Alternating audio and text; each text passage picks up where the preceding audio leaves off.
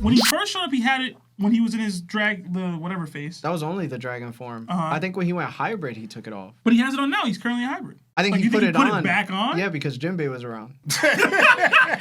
I may be mistaken, though. I mean, that's possible. I didn't go back and look. I'm old enough to remember what the community was like on Fisherman Island when Jinbe and Sanji tag-teamed Watatsumi like that. There was a lot of, is Sanji as strong as Jinbe conversations back then. It was a little premature, but it happened. Are y'all willing to have that conversation about upgraded Franky? How strong do you think he scales to now with this Quantum Cola, the Vega Cola?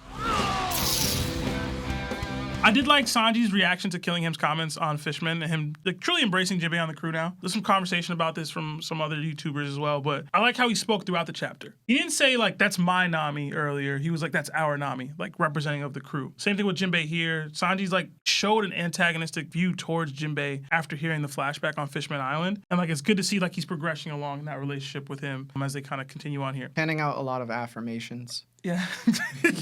Except to Zoro, but... That'll happen later. Killingham seemingly being a fishman but hating fishmen is bizarre, but like self-hatred is an interesting and welcome topic for Oda to bring into the fold here, I'd say. Especially with the Celestial Dragon, it's a nice twist. We could be wrong and maybe Killingham just isn't a fishman, but I'm leaning towards he is. The real question is, does he know that he's a fishman? Or is this a Chappelle Show Clayton Bigsby situation? If you know, you know. Also, not recognizing Jinbe is kind of crazy. I know you're living in a different world as a Holy Knight and like a Celestial Dragon, like you're up there, but like I expect you to like be knowledgeable of the most famous fish person in the world. Like, bro. Why? It's not just that he's a Celestial Dragon, he's a Holy Knight. You're in charge of stuff, protecting us. This is your job. You're actively out in the world right now because we need you. You don't know who Jinbe is? Jinbe's literally one of the most famous people in the world. One of the top 50 most famous people in the world. If I was a Celestial Dragon, I wouldn't care, bro. It's not just he's a Celestial Dragon, he's a Holy Knight. I get it. I guess, man. That's so crazy. I just wouldn't care. Remember what they said to Shamrock? What?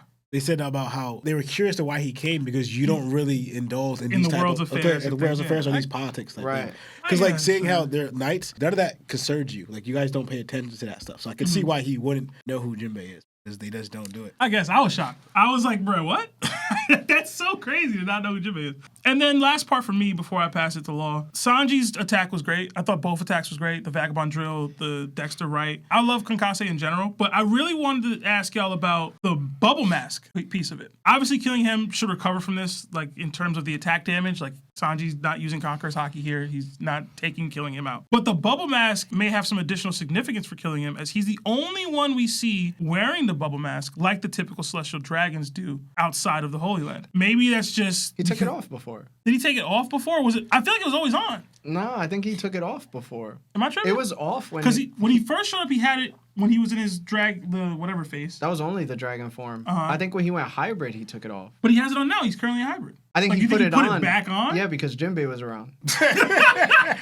I may be mistaken, though. I mean, that's possible. I didn't go back and look. Like when we first saw his hybrid form. I thought he still had it on. I could be tripping. Him putting it back on because I remember wild. You remember when we saw him, he was talking to Sommers? He was calling him out? I don't think he had it on. I have to go back and look. I mean, you might be right. I'm going to go to 1174. You might be right. I think it's 1174. You might be right. That's when the Nika sleep tit falls on the ship, I think. Yeah. I gotta check. I'll show you if But either way, I was saying, like, is there something that... Oh, he does have it on. He does have it on, yeah. Yeah, he has it on. So to My me, bad. I'm wondering if an additional significance to him specifically, like whatever race he actually is, or if he struggles to breathe for real, like in the regular air. Like maybe, like you said, he's just being aggressively racist towards other people. But I do think it could open up a situation where like we get another like weakness of him, or it triggers something in him specifically because the bubble mask has been popped. Because oh, he does have it in his hybrid form when he starts out too. Yeah, he's had it on the whole time. So I don't know. My bad. I'm wondering if there's just added significance to that, or if it'll cause just him to crash out more or whatever. That's it for me. I love Sanji's response to Killingham speaking to Jinbe and about this way and acting immediately and then smashing his head. Kind of looking like he speed blitzed Killingham and smashed his head in just like that. It kind of reminds me how Luffy reacts. But when someone talks bad about someone he cares about or a Nakama or a friend of his. This kind of goes into a little bit of the shifting gear a little bit that Sanji I'm talking about here. Because I don't know if I saw in the past that Sanji would get this worked up about someone speaking bad about one of his nakama in the past so much. Yeah, he may have this whatever, but this way it was like it prompted immediate action to Sanji to do this to Killingham. It could be just like, all right, it's natural because he is an enemy at the fast. It could be that factor as well. But I love their response to it. It reminded me of Luffy. And I kind of want to see the aftermath damage again, what it is done to Killingham of like, I guess, because we all know speed blitzing, Holy Knight are doing this one. It's like what we're seeing, it could be good, nice, or it could not be because, like, for example, we saw, this is at a higher level with them. Gabon Ray did it to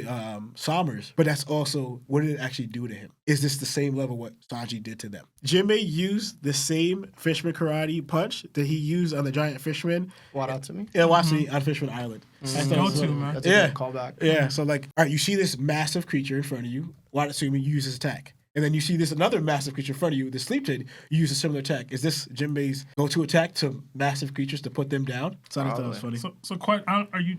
Yeah, that's it. So question, real quick, probably have you go, Larry. I'm old enough to remember what the community was like on Fishman Island when Jinbe and Sanji tag-teamed Watatsumi like that. There was a lot of, is Sanji as strong as Jinbe conversations back then. It was a little premature, but it happened. Are y'all willing to have that conversation about upgraded Franky? How strong do you think he scales to now with this Quantum Cola, the Vega Cola? Well, we all know that hockey has to be a factor. It has to play into it. Yeah. But with the terms of destructive power and whatever sources and what that can equate to, as we see it raises Franky's level up tremendously. And that's why I talked about like other power sources of what Franky could actually use and then keep using it. We talked about before, he one-shotted a freaking Vice Admiral. That's before this thing. Now, he just one-shots a Sleep Tid punching off his head. Where the other ones, I'm not saying how many other giants were struggling with that or whatever, but this match, because we all know how big the Sleep Tids are. And I think they also vary in sizes. Some are probably bigger than others. I don't know how great a feat it is because it's also a Sleep Tid, but it's supposed to show a show of power. I would like to see it with a more stronger contender, what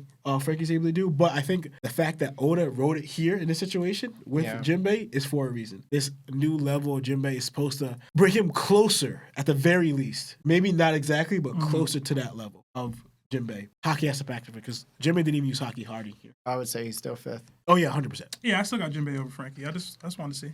The last thing I do want to mention is St. Killingham's perspective on the fishman species. I've made at least two theories suggesting that St. Killingham might actually be a fishman himself, possibly a descendant of an older royal family from Fishman Island that existed before the Neptune royal family. My thought is that his family may have joined the world government long ago, leaving Fishman Island behind to become celestial dragons and erase their name. That would explain some of the fishman-like features and also the lack of history on Fishman Island. Because of that, I don't necessarily think his comments about fishmen come from him simply being racist towards another species. Instead, I think it's his extreme elitist mindset. He may even hate his own kind because of what they represent. Some black people hate other black people. Be straight up.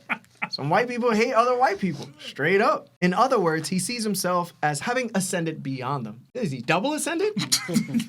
Double racist?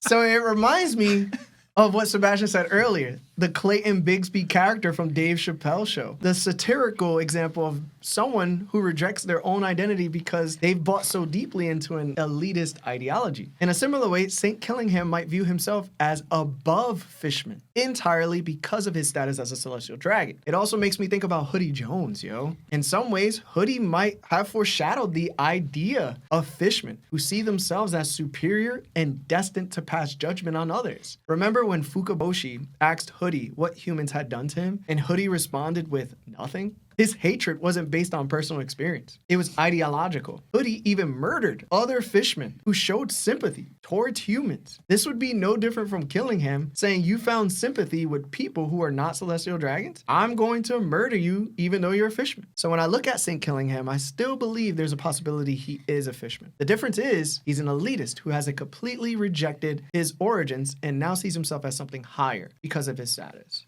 It reminded me of Garling when he took out that one CD for helping out fishermen. Mm-hmm. And he was like, when you help out that, you sink even lower. Mm-hmm. So what you said about Killingham is like that same type of attitude. Keep calling him Killingham. It's so funny. Yeah, but I'm finished.